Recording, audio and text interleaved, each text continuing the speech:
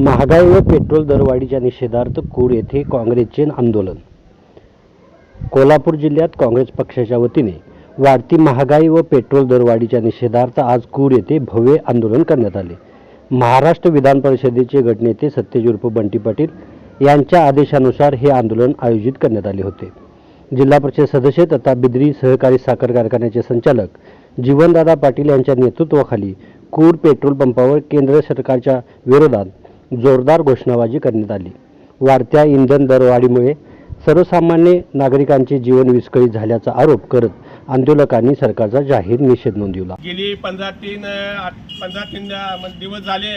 आज पाहिलं तर या भाजप सरकारच्या काळात डिझेल पेट्रोलचं दर पाहिलं तर आज जवळजवळ 4 ते 5 रुपये दर वाढवलेले आहे।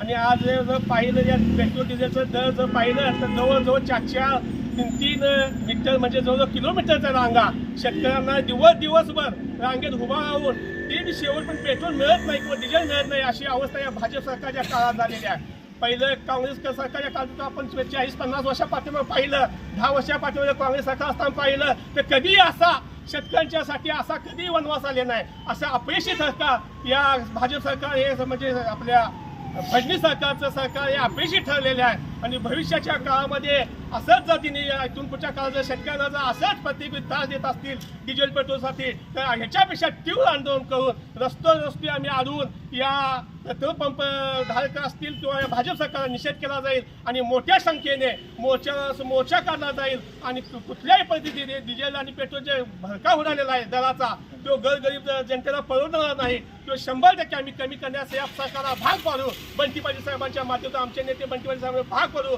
अशा प्रकारच्या वतीने मी त्यांना सांगू इच्छितो। आंदोलन कार्यकर्त्यांनी पेट्रोल पंपाला निषेध म्हणून हार घालत अनोख्या पद्धतीने आंदोलन केले।